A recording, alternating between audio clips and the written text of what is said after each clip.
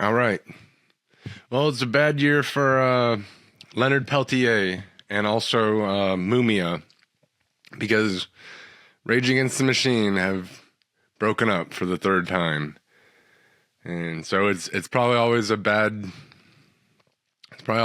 day in prison when Rage Against the Machine breaks up, because Mumia, you can bet, just loses it, and but just for a bit of a retrospective, I always thought that this band, Rage Against the Machine, is the lamest band, is the worst band. I mean, just in terms of, like, if you want to just say what's the worst, you know, and I mean, of course you could say, well, it could be one that you've never heard of, a garage band that was really, but I mean, just in terms of bad music that's made a big impact, and without any really redemptive value. This isn't like the Shags or something where it's so bad it's funny or something like that. But Rage Against the Machine, it's bad. They're the lamest because they have the worst politics and they have the worst music. So, and it's not like you separate one or the other, or I reject that. And I think it's weird. I hope you're not saying, maybe you are, but like, well, I don't like the politics, but this jams, this bumps, like I like to drive like I like to go to the jam and bump. I don't know. I don't know what people will say things like this, and it blows me away, because as if there isn't other like music to listen to or something. Like, there aren't other bands that are you only know a very few, and frankly there's bands just like this without the same kind of the weird politics and stuff to it, which is really unforgivable. It's not, you shouldn't really like some communist band that has these weird messages and everything. For there's some of the worst politics, and the fact is, people have it's not that people adhere to these politics, but it has been an influence. It has been a negative influence, and also it's just kind of I don't know. I don't really like this kind of rap rock. I don't really like rap. And Rage Against the Machine, I could say, as far as their drummer and their rhythm section or whatever, it sounds all right. But then you get into the screeching rapper guy, the singer, and then Tom Morello as a guitar player is no good. And you could, I mean, I'm sure he's kind of I'm sure he knows all the scales and he's somewhat of a virtuoso in his own, but his style, I don't really like that whole funky, I don't know, like funky kind of playing. But and it's just really gimmicky sounding. And I mean, this would be a band that would be on MTV Total, what was it? Total Request Live, TRL with Carson Daly. If I, and Carson Daly would ask Tom Morello, about how he gets all those cool guitar sounds, because he could make his guitar sound like a turntable or a harmonica or something. And it's just the dumbest thing ever. Like, who cares if you make your guitar sound like a harmonica? Because you could just play a harmonica, or you could just have the turntables or something, or bust a synth out. But for whatever reason, this band as progressive as their politics are, they're more conservative rockers in their style or whatever. Because in the liner notes for their albums, they'll put like no synthesizers or samples were used. You know, this is just, you know, drums, bass, and guitar, and that's it. You know. Or so, you know, something like we don't use synth, you know, because a lot of other bands maybe were doing this stuff. You know, we're not putting synths on, you know, but you wouldn't figure that the big commie band would be so set in their ways of traditional rock or whatever. But apparently they are. But part of it is because they make wacky sounds that sound like other things, and they want you to, you know, we're not really using a synth, we're just making it a guitar that sound like a harmonica. But that's really gimmicky and kind of dumb. And like, I mean, Peter Frampton would do this sort of stuff and as like a joke, but this is supposed to be like a serious like revolutionary band or something, and it's like the harmonica. He's playing his guitar like you know, you're supposed to be like supporting communist guerrillas in South America or something. Well, this guy makes his guitar sound like a turntable. It really makes no sense. And their whole ethos of the band is basically like that. Like, it's basically like, in general, just because you can't really be a leftist commie rock star, you know, which just doesn't really happen. And you could say, well, it's presented like this is more the case for different reasons, but you can't really play this kind of music because the whole milieu of it is not conducive to being some leftist. You know, you're basically a huge hypocrite, and that's what this all is. Personality wise, these people are all way closer to being fascist or something, or some kind of like right wing, because they don't really care about the cause so much. You know, I'm not even gonna try to get into the fact that they're making money off of capitalism, and they're a major label band. They're promoted on MTV in the same way that they have all this promotion behind them, you know, which is what being a major label band is all about. The promotion of it is the label owns all your stuff. They don't own their music and stuff. Their label owns all their stuff. Like Capitol Records, I forget their label, but they and then, you know, but they get the promotion. So, but if this is such a rebellious band, why are they being promoted? They're being put in all the big movies, on the soundtracks. They're being put in all the big places and all that. And it's not a rebellious thing at all. And it's just kind of an esoteric window dressing that's just meant to seduce. So, which is how these people, like, it's how Gen X always kind of tried to come across. Like, they're into all this stuff with South American drug wars and stuff, or they know about Leonard Peltier and the Indians or something. And they'll, you know, Gen Xers would always try to come across, like, they know about this. They have all these cares about these weird political things or whatever. And in the case of Rage Against the Machine, it's all the worst type stuff. Like, they support, like, in Peru, Shining Path, Maoist terrorists, just complete murderers, like, who are like killing all these people, who are behind all this crime and all that, and who've just made life horrible for all the people who live down there until a Japanese man actually cleaned up all this garbage and just killed off some of these Maoist terrorists.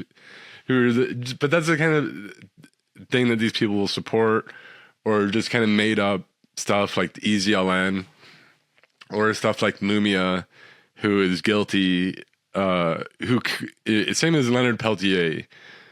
And these people deserve to be in prison, obviously. They're clearly guilty, and they're just that much worse for like lying about it and maintaining their innocence and their, you know, obviously the people who like back Mumia, they don't really care that he like killed a cop for the dumbest, like, just because he's just a murderous person. And they don't care. They're not really concerned about the cop and his family. They just think it's cool to have some weird cause like that where they're helping some Black Panther guy get off of death row or something. They really don't care. They're not trying to find the real killer or something like that. And they're just too cowardly and slimy to say that, they think it's good to kill cops or something. Like, they're basically like the Holocaust denier people who will say, like, they'll basically say that, oh, that didn't happen, but I wish it did, sort of thing. It's the same sort of thing. But you just come out off that much worse is just if you're going to be lying like that. Like Mumia is innocent and this dude is guilty. Every celebrity who supports stuff like that really should be tarred and feathered, like, mercilessly. Like, or Leonard Peltier, just admit that you think Indians should kill the FBI if they come on their reservation or something. Just say that you think Sioux Indians should be able to murder FBI agents and get away with it. Just say that you think that, that's who you think was good in the shootout, the Indian, and you're going to root for the Indian. Don't try to just tell me that these people are innocent or something. They're not innocent. You're just a coward who can't, you just like to have weird causes. It's some weird cause that people pick up. Obviously, Mumia's got nothing better to do. But then people might want to, they might want to look like they're correcting some injustice or something. And that's what typically a lot of people are going to say, oh, well, Rage Against the Machine is better, say, than Limp Bizkit, or like a similar type rap rock thing than Limp Bizkit, because Limp Bizkit are homophobes and all they took from rap was the misogyny and the, I don't know. I saw this thing. That just makes Limp Bizkit seem more likable. And frankly, yeah, I think it's better that Fred Durst didn't make all these songs about freeing Mumia or something. It's just default. This is just a better thing. It makes more sense that you would listen to Limp Bizkit. If you just want to just bump something while you drive, or go to the gym. I mean, it doesn't make sense that you would listen to this music at all, but because this rap, this doesn't sound good. And basically every I didn't listen to a lot of Rage Against the Machine, just in like, I think I've heard pretty much all their stuff, but I wasn't trying to just sit down and research this to make a video or something, because I know what it sounds like. It sounds like kind of hip hop, and Tom Morello will make kind of noise with the guitar. I'm not really against that. I like that kind of guitar playing, but and then it'll turn into like a rock thing for like the chorus or something. And then it'll go to like a hip hop thing, and it's like this Mexican Jewish guy just squealing and raging and just angry rapping, and then just some kind of hip hop beats, and then some noise with the but it's just really nauseating and stupid sounding, and I don't know. All the songs don't really get me all that pumped up, or I just think they're about dumb subject matter. And I've always just kind of laughed. And I remember when I was a kid, and the Rage Against the Machine album, The Battle of Los Angeles, came out, and it was like, well reviewed. And it was like it was supposed to be, the big anticipated album, but I wasn't so sure. So I checked it. I got it from the library and I listened to it. And I remember I thought it was the biggest joke, because this is 1999, and there was a song on there called War Within a Breath. And this song, it's really bad. Like, if you listen to it, like, it just sounds all messy and just nonsensical. But then with like the chorus, he's like everything can change on the New Year's Day, or, or like on the New Year's Day, everything can change, something like that. Like everything, like real threatening, and it's because it's 1999 and there's the Y2K thing where they were, people basically made up some concern that computers weren't going to be able to figure out what the year switch was. Like it would just turn to year zero and all technology would go to the Stone Age or something. And this would like benefit the EZLN or something. For Rage Against the Machine, like your capitalism will be over. But why would you put that in a song in 1999 where obviously that wasn't going to happen?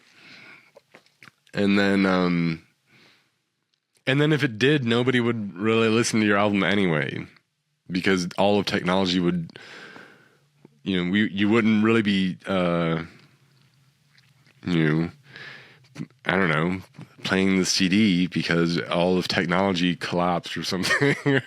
Like, obviously that song was going to be proven wrong. It's like a few months, like that's what I was thinking at the time. I'm like, a few months are going to go by and the song will just seem like a huge joke. Why would they put that on an album, like on a record where it's, you've made like a record for the future, for the future. It's just how dumb of a band that this could be, where they're threatening like Y2K on the song. Oh yeah, everything can change on the New Year's Day or something, like, you dumb capitalist or something. I don't know. It just blows me away how like that. It's just a very, very short, I don't know. But all their songs, they're not putting that much thought into any of this. Like, they're not real. Like, you're not going to convince me that these people are like really, I don't know, Marxist, whatever, like theoretician or something. It's just emotional. And all these guys, from what I've heard, they're really more into the rock star lifestyle than even some people who had like personal ethos or something that were a little more leftist, like Kurt Cobain or something, who's a little more of a left libtard in how he conducted himself than some of these guys. Like the bass player, there's like pretty much this whole band is kind of lame. I don't really know about the drummer, but for the most part, this is just like a multiracial, leftist, kind of goofy band. But I don't really know anything about the drummer. I mean, I think as a musician, he's a pretty good drummer and whatever. He's found himself in like a crummy band. But Tom Morello has kind of a dumb style with the guitar. Like I said, oh, my guitar sounds like a harmonica. Like, just as stupid gimmicks. What does that have to do with anything? What does that even have to do with? What does that have to do with Mumia and the EZLN? Like, I bet Mumia doesn't care one bit. But the bass player, a lot of bass players are kind of into him. They like the tone. They like the bass tone on some of these or whatever. But I don't know. I think he's a joke too. I think the whole band is. Even when they got rid of like the rapper singer and got Chris Cornell, I never even listened to any of that, and I thought it sounded completely forgettable. But the bass player though has all the, because bass players will be, oh man, like I like the tone of the Rage Against the Machine album, say what you will, but I like the sound, the tone, Well, as much as this band, it'll be like, power to the people and look to you, arm the homeless, and but they go to great lengths. I think this is funny that this bass player has a lot of pedals and effects boxes and things like that, but he'll like disguise them, and he has like phony boxes that do nothing, and that probably just dampen the signal, probably just just kill kill town. But then but he'll like to make people think like it's something, and then he has certain pedals effects where he disguises like the casing so no one can tell, what he's using. And this is even like this is really unusual. Most bands will just readily tell people like, or they'll show like a picture of their pedal board, or it doesn't matter that much. A lot of people like they're just using whatever effects you buy from the store anyway. Like Prince just used like Boss pedals and stuff like that, or like when he was alive. But a lot of people are like that, and most musical artists will just share their gear because it's just gear. But for Rage Against the Machine, they're very secretive. They don't want you to know how they get their tone, even though it's the power of the people. You would think it's the opposite. Like they would want other, revolutionary rockers to be equipped to do this stuff. But in practice, they're like, they're more secretive. They have their special sauce that, their intellectual property that nobody can know, their trade secrets that nobody can, suddenly they care all about property and all that when it's their own stuff. Now they don't want you to figure it out and be able to do the same, But Tom Morello writes "Arm the Homeless" on his guitar. Like that's gonna do a whole lot of good to arm the homeless. To bring in, if you arm the homeless, they're just gonna be like raping people and murdering to get more fentanyl. They're not gonna join the EZLN and free Mumia or something. Most homeless people don't really know that much about Mumia unless they became homeless from internalizing Rage Against the Machine records or something. But and that's another thing. Tom Morello, he has a very extensive pedal board. He has a lot of pedals and things like that. And so, and plenty of these are digital with digital signal processing. So if you're so into, all I did was I just used a guitar, a bass, and drums, and no synths or samples, you should probably not be using any kind of digital effects. Anything digital, we're talking about digital, you turn everything into ones and zeros, or basically little squares, or little, you reduce it to the point you can't hardly tell, and then it's built back up, completely in a digital. You can't tell because it's beyond your perception. But it's digitized, but the thing is, it could be anything. With digital, it could be anything. If you have analog effects, okay, that could only be one thing, really. I mean, it's an effect, and it could be a radical effect, but it's not the same as a digital. Like, it might as well be. It could be a sample. It could be a synth. You could make your guitar sound like anything. You could just have a pedal that just makes your guitar sound like a harmonica or something, or. It's really anything goes. So it's just not much of a trick when you have a Digitech whammy that is your sound, which is the Tom Morello sound. Because however many people will buy Digitech whammy pedals to play Rage Against the Machine songs and stuff like that. But this is extensive digital. But it's all fine either way. I don't mind if someone doesn't do, if someone doesn't do a lot of effects and they just plug their guitar right into the amp, I think that's dope. If someone gets on the synthesizer or has a ton of digital effects, but most people don't do like Rage Against the Machine where they put like a statement in the liner notes that like, we don't do that, we only do the old fashioned way with. Like, why do they care so much? Why are they putting down all these other people? They're like a rap rock band, and they're they're not influenced by people who use samples or something. Like, why are they putting all these other people down if that's their own genre? but whatever. But this is a band that they never seem to really. I mean, how like really revolutionary are they when they always like break up when it's like like Bush or Trump or something, like this would have been their moment or whatever.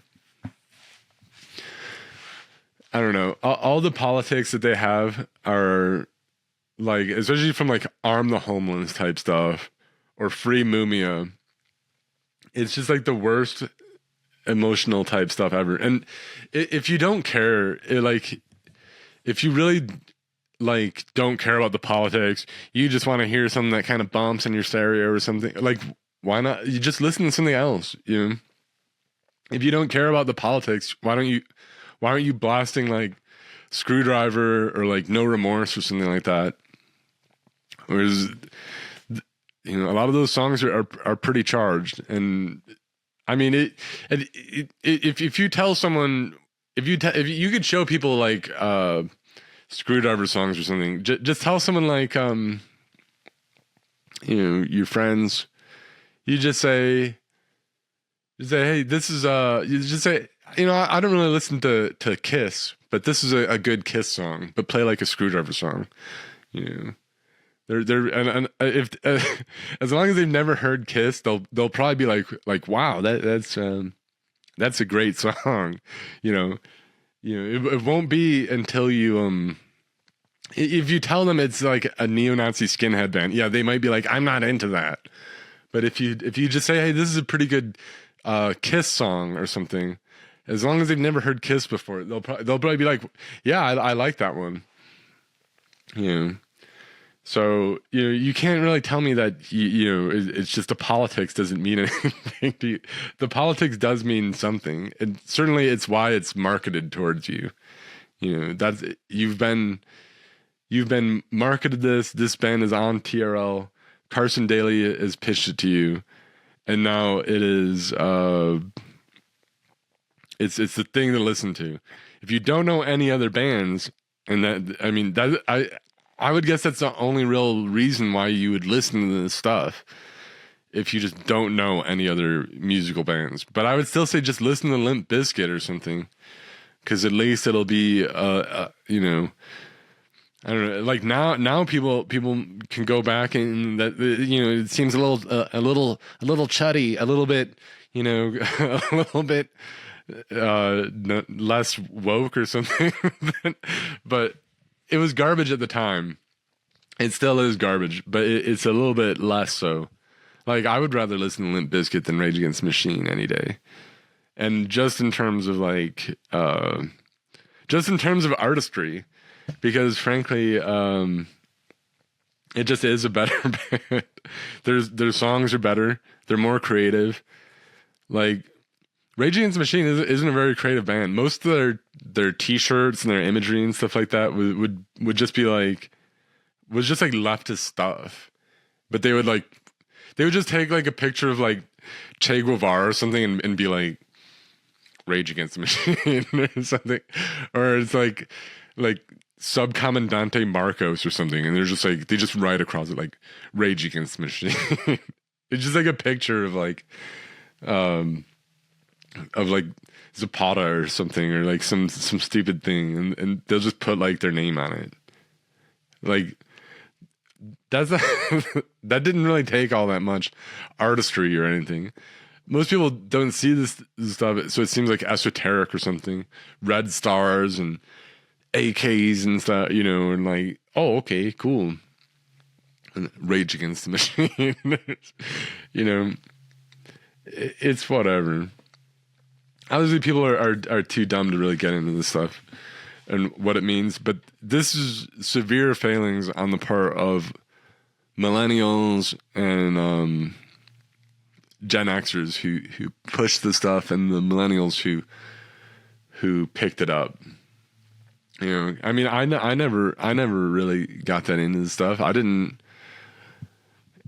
In high school, Rage Against the Machine was considered like a cool band. It was cooler than like if you listen to like Limp Bizkit or something, where it was really popular. It was maybe a level more cool than that, but it just wasn't. That wasn't what I was all about. I would rather listen to Burzum or Dark Throne or something like that than Rage Against the Machine.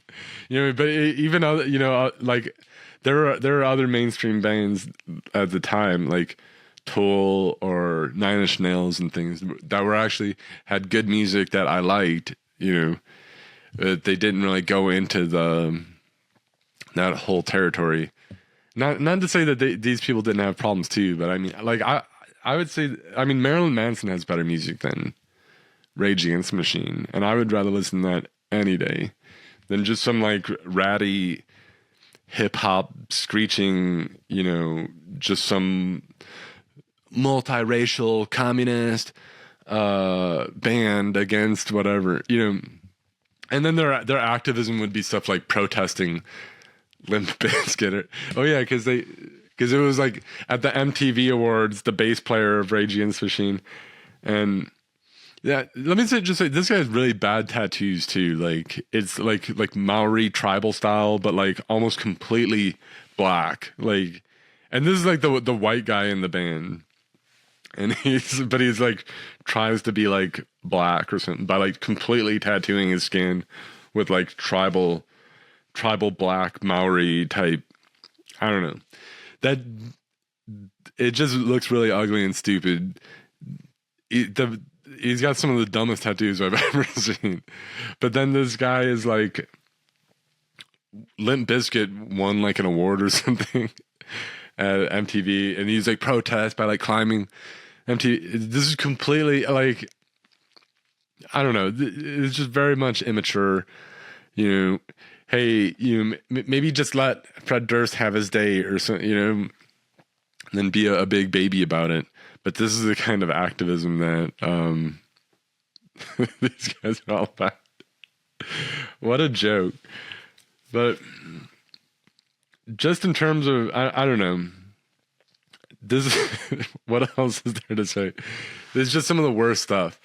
And it's not like, this isn't correct for rock music to be like this. Like it gets passed off like rock music is going to be more leftist and things, but it doesn't really fit. Rock music is more it's more fascistic, and Mick Jagger and David Bowie and things, they've noted things like that in the past.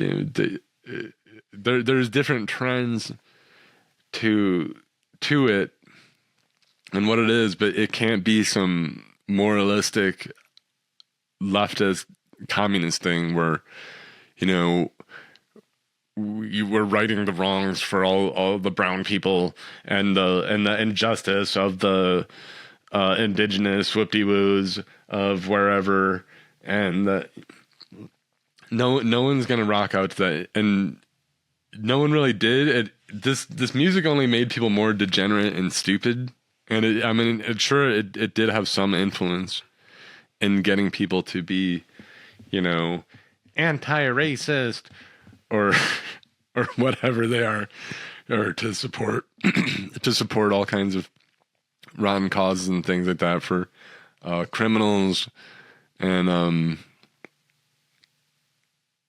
I don't know. But in general, it doesn't work, and that's why this band, it's just been like part of their aesthetic, and their even like the aesthetic of their rhetoric that is violent and angry, and that's what people kind of pick up on, and that they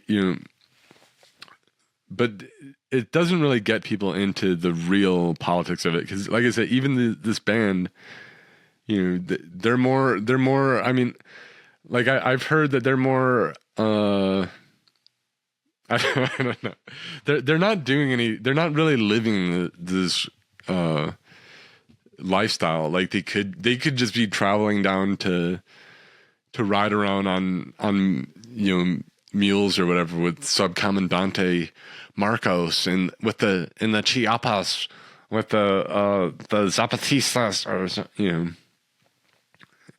they're not having it. Anyway, more could definitely be said on what rock is and should be, but it's stuff like The Clash or Rage Against the Machine or left wing political bands are an aberration. They don't really fit in. There's stuff that it's really more record labels trying to shoehorn in this kind of stuff, the more leftist communist stuff that they would like them to be bringing in as like a aesthetic thing to kind of poison the youth with this kind of ideology. Obviously most people don't get into it. Most people just want the mosh pit or whatever brainless entertainment that they can get out of a rap rock band. But it still is a bad influence. It has been. I mean, it's enough where I would say I think this is probably the worst band. Like, I'm not coming up with other stuff. Even similar things. Maybe I don't know. I think it's got to be about the worst of the worst. But yeah, I don't know. Rage Against the Machine is I don't know. More could be said. I guess if you actually kind of dig into the lyrics and things like that. Like all I remember is just so much cringe, like, of all their stuff. Like, I remember we would make fun of this stuff. Even there was like a concert on MTV or something, and I was in middle school, and it was like Rage Against the Machine, and I remember me and my friend, we would just laugh about this for so like all the time, because there was some like dedication of like, this song is dedicated to the indigenous struggle of the people of the Peruvian, whatever, and he's like, it's called Bullet in the Head. we just thought that was so gay and kind of so I don't know, like it's just cringe. Like, everything about this stuff is cringe, and it's only just on. It's really bad on Gen Xers and millennials that they've let this stuff get to wherever it is. They can make any excuse for it, but like I said, if you don't care about the politics, why aren't you bumping, Screwdriver as you drive around or something? If you don't care, if you just want to get charged up, you don't care about politics. What's the issue? I don't know. It's bad on them though. Like, I don't know. I don't really relate to, say, a lot of these people. I don't have a lot of hope for my generation, but I don't really have that much in common with my generation, because I don't really do a lot of the the things that they were kind of all about. They were, while people were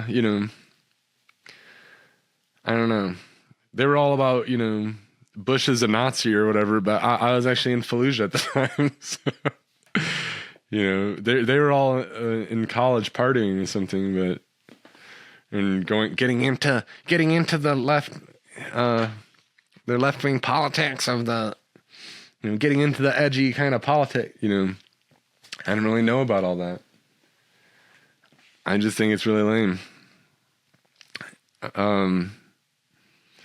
Yeah, I don't know.